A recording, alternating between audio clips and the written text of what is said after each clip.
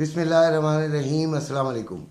देखिए, हज़ारों बल्कि लाखों लोगों ने बाइनेंस में इन्वेस्टमेंट की हुई है, बिटकॉइन में इन्वेस्टमेंट है उनकी।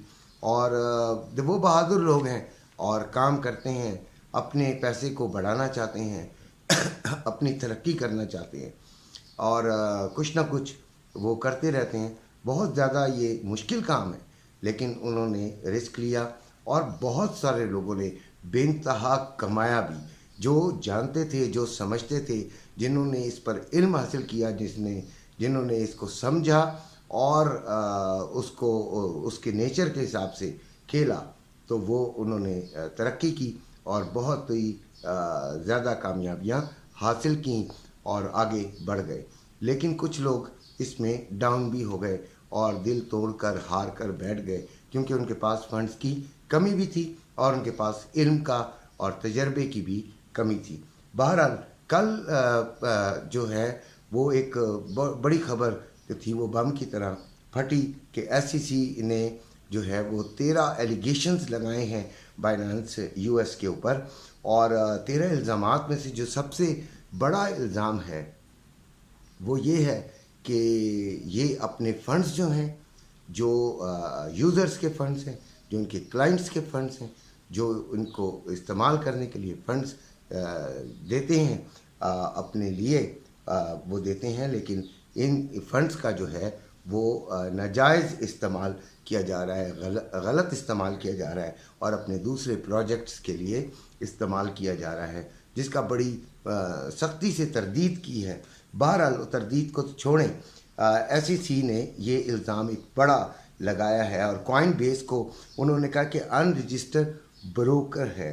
ये भी एक बड़ा इल्ज़ाम है। और इससे क्या हुआ कि 15 से 17% जो है स्टॉक जो है, कॉइन स्टॉक जो है वो बेस स्टॉक गिर गया।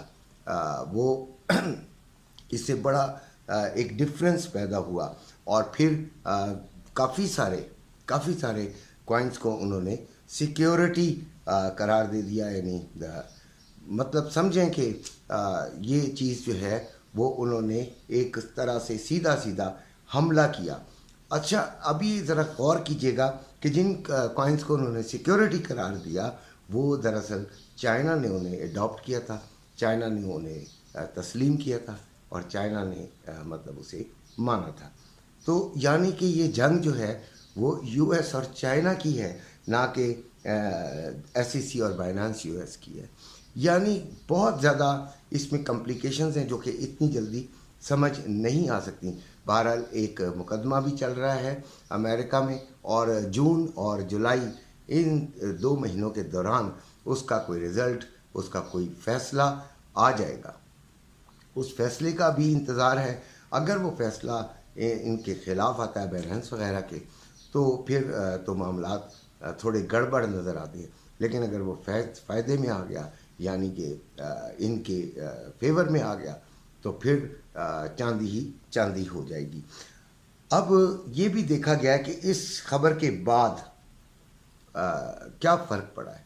इस खबर के बाद डिपॉजिट्स की शरह यानी रेट ऑफ डिपॉजिट्स ज़्यादा हो गए हैं, बहुत बढ़ गए हैं और डिपॉजिट लोग बहुत ज़्यादा कराने लगे हैं और उनको जो है इसमें शायद ट्रस्ट फैक्टर जो है वो ज़्यादा नज़र आने लगा है, हालांकि कम नज़र आना चाहिए था। और वो अपनी इन्वेस्टमेंट इन में कर रहे हैं, जबकि जो विड्रॉल्स हैं उसमें बेइंतहा कमी वाक़या हुई है। यानी विड्रॉल कम हो रहे हैं और डिपॉज़िट ज़्यादा हो रहे हैं। अच्छा, एक और बात भी जहन में रखिएगा कि ये जो है अपना आपने अब करना क्या है। देखें, पाकिस्तान और इंडिया के लोग जो हैं वो गरीब तबके से ताल्लुक़ रखते हैं, वो बहुत गरीब हैं और उनके लिए बड़ी मुश्किलात पैदा हो जाएंगी अगर उनके फंड्स डूब गए। तो उनको बड़ी एहतियात करनी चाहिए। ऐसे अंधों की तरह जिन्होंने भी काम किए हैं वो हमेशा नुकसान में रहे हैं, लिहाजा उनको सोच समझ के, बहरहाल बहुत एक्सपर्ट लोग हैं जो कि आपको मशवरे दे रहे होंगे। मैं भी एक छोटा सा मशवरा आपको दे देता हूँ कि ट्रस्ट वॉलेट में अपनी जो फंड्स हैं उनको मुंतकिल कर दीजिए और उधर वो रखिए, और मेटामैस्क में रख लीजिए या कोई और हार्डवेयर वॉलेट में रख लें।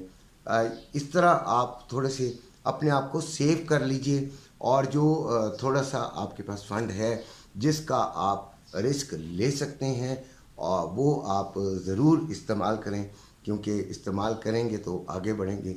और हम पैसे को इस्तेमाल करते हैं तो हम पैसे से पैसा बनाते हैं, लिहाजा उसको ज़रूर इस्तेमाल करें। और फिर ये देखिएगा कि आप अपने आप को बहुत सेफ रख के काम करें। ये तो रिपोर्ट है जो मैंने दी, और मैंने उसका हल भी अपने तौर पर अपनी नाक़िस अक़ल के मुताबिक बताया और सारी आपको तफसील बताई। बहरहाल मेरे चैनल को सब्सक्राइब कर लीजिएगा, अपना और अपने घर वालों का बेइंतहा ख्याल रखा कीजिए। इसी के साथ इजाज़त चाहता हूँ। अल्लाह हाफ़िज़।